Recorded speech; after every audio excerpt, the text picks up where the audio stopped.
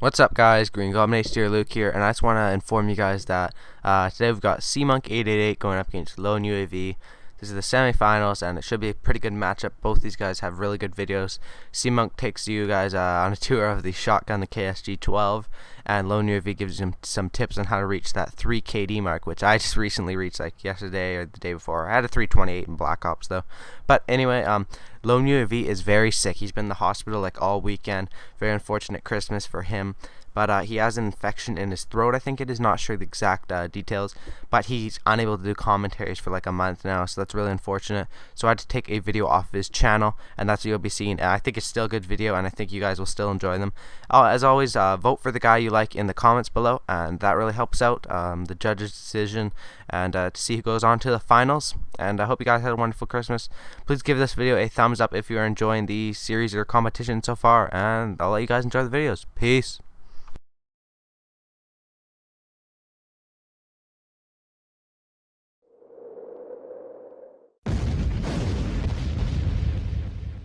What's up? What's going on, guys? Cmonk here again. This is round 2. I made it through the first round, and now I'm in the second round on GreenGoblinHD's Christmas Commentator Challenge. So, I'm real thankful for you guys pushing me through the first round because, honestly, guys, it came down to votes because the judges thought both of our videos were pretty much equal. There was 4 judges, 2 liked mine, 2 liked the other guys's, and I really ended up winning the first round because of the comments. So, I can't thank you guys enough. So, if you guys like this video that I'm making here so far, make sure to leave a vote for me, and hopefully I can get into the finals, because that'd be a dream come true. But enough of that. Let's get into my topic for today, guys. My topic for today is the KSG-12. Now, before any of you guys start ridiculing me for acting like T Martin, because I don't act like T Martin in the least, if you guys think that, honestly, go give yourself a slap across the face, because that is silly. But the KSG-12, as you pretty much all know if you ever use the gun, is that this gun fucking sucks, as Wicked Shrapnel would say. I'm sorry I had to stutter there.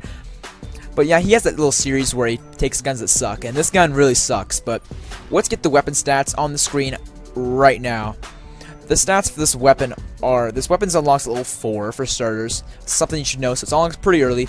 It's a pump action shotgun, and it has 12 rounds in a clip, which is a very big capacity. It's equal to the Striker, which is very nice, making extended mags not nearly as valuable. But you know, I'll get into that in a second because there's a little bit of a trick to extended mags in this game. The damage is about, it's pretty high damage for the shotgun, but still for pump action, I think it should be a bit higher.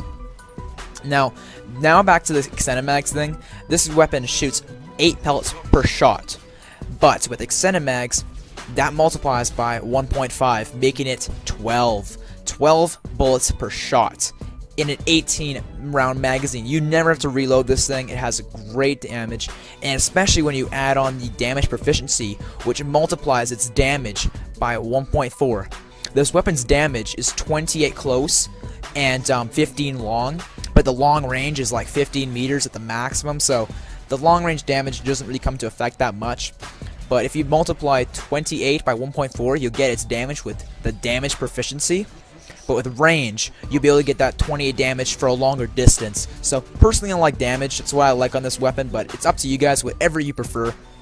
Now, as far as perks go, what I had for my first tier perk, I believe, was either Extreme Conditioning or Sleight of Hand. I cannot remember, but either of which is good. It really depends on the map you're playing on. If you're playing on a close range map like Dome, I'd recommend Sleight of Hand because having that faster reload is nice, and having that faster weapon swap is very helpful as well, because when you see a guy at long range, having, for example, the Scorpion Akimbo'd as your secondary is very helpful, because the Scorpion Akimbo, when you have it dual wielded or Akimbo'd, it has no recoil.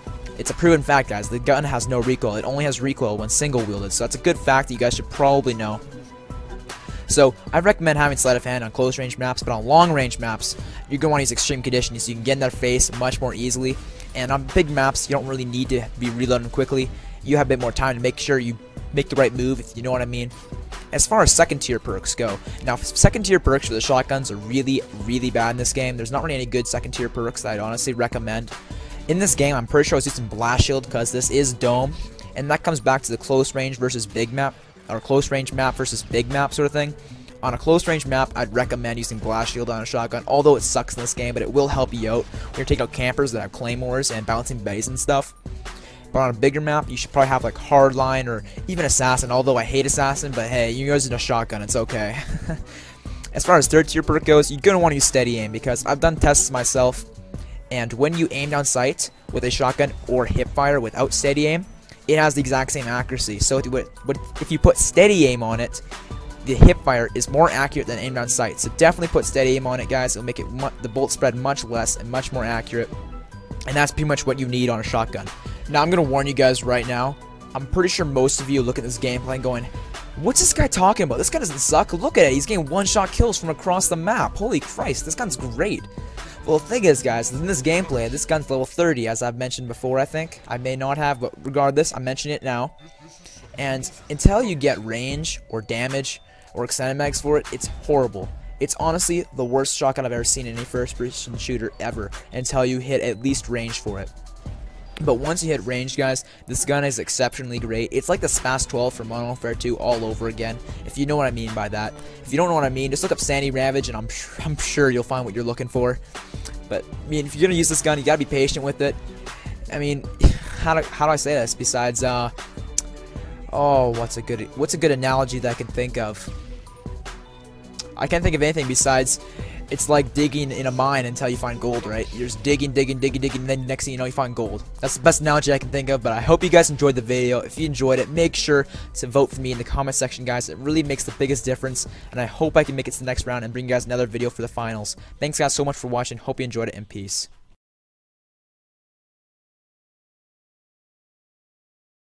What's going on, guys? My name is Loneuav, and today I'm gonna be teaching you guys how to get a good KD in Modern Warfare 3. Now, first off, let's clarify something really quickly. What is a good KD? Well, in my mind, that is a 3 kill to death ratio. Everybody strives for that really good score and stuff like that, and you know, it doesn't always happen. But basically, if you could get 2 kills every life, and then every now and then have that one life where you get 15 kills or 20 kills, you should be good to go. But in this video, I'm going to be teaching everybody who struggles at that to be able to do that really easily. So first, let's talk about your class. Your primary weapon is obviously the biggest role in building your kill streaks. You need to pick a weapon you're comfortable with. It doesn't really matter which gun it is as long as you are really happy with using it. Don't try to get a good KD if you're using a gun you're not effective with. If you're using a gun just for the completing challenges or stuff like that, then going for a high KD might not be the best idea. Instead, you might be better off using the specialist package and just trying to get as many perks as you can to help use that gun. Using an ACR 6.8 is probably my best suggestion for you guys to go. It is definitely my favorite gun in Modern Warfare 3 to use for assault rifles, and besides the SPAS 12, it's probably my favorite gun in the game. Now, the ACR 6.8 has a lot of different optical sights and extended mags and the silencer and all sorts of stuff like that. Now, what I would highly recommend using is the 2 attachment proficiency with a silencer and extended mags. This does 2 things for you. It gives you more ammo, which neglects you from needing to use scavenger automatically. It also gives you the ability to sneak around the other team and stay off the radar, which is huge. Now your secondary. Your secondary is another huge part of getting a good KD. And what I'm about to say might shock you guys. The Strela missile, in my mind, is the best secondary in Modern Warfare 3 and is what you guys should be using. Using the Strela missile in combined with a ACR 6.8 assault rifle is huge. You got the ACR 6.8 to kill enemies before they even get a chance to come near you, and then the Strela to kill any air support that might kill you. The Strela missile, you guys must remember, you get 2 shots with it, and those 2 shots, if you shoot down 2 UAVs, count for 2 points towards your kill streak. If you're running hardline, that means you only need 2 kills to get your point streak. And basically, if you get 2 shoot downs of spy planes and 2 kills, then you can have your Predator missile and be on your way. Another huge thing is to have Hardline Pro. Hardline Pro allows you to have 2 assists to count towards a point. So you could essentially get no kills and end up with an AC-130 if you really wanted to. Now your equipment. Your equipment isn't that big. It's honestly up to you guys. Claymores, nades, semtexes, frag grenades, all that stuff Kind of works out. I quite like the bouncing Bettys, but it's honestly, that's the only thing that I would say is truly personal opinion. Okay, now onto the perks. The perks are pretty simple, and there's basically 2 in each tier that I would highly recommend. In the first tier, we have Scavenger and Sleight of Hand. Scavenger Pro allows you to start off with extra ammo, which can be huge. If you're running the ACR with extended mags and you're running Scavenger, you start off with 270 rounds, so you can basically just be spray happy. Using Scavenger also obviously lets you resupply from enemies downed, which means that you can go on a long kill streak without needing to worry about running out of ammo and picking up another gun you aren't comfortable with. Sleight of Hand is also huge when using a gun such as the Type 95 here, or even a gun like the M16, the Scar L, the G36. These are guns that have a lower rate of fire and don't burn through ammo as much as the ACR. Sleight of Hand is great just for the fact that the faster reloads can get you back into the fight quickly. Now for your second tier perks, it's basically either Hardline or Quick Draw. Hardline, like I said earlier, is pretty awesome. It gives you the ability to get your kill streaks, or point streaks I should say, faster, and all sorts of stuff like that, so it's really awesome, and I really like using Hardline. Quick Draw is also great because you will basically not win a gunfight without Quick Draw if you don't have a great connection.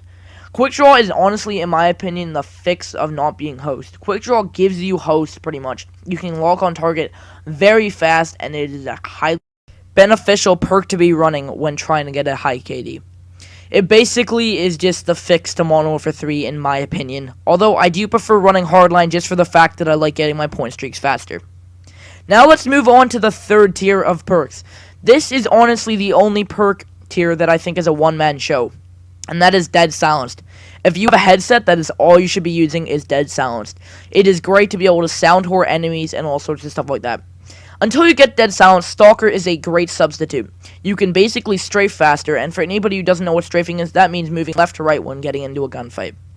That is all I have for you guys today. If you enjoyed the video, could you please leave me a rating? That would be awesome. If you haven't already, click that subscribe button and have a nice day. I'm out. I'm going to go play some Modern Warfare 3 and rage a bit more.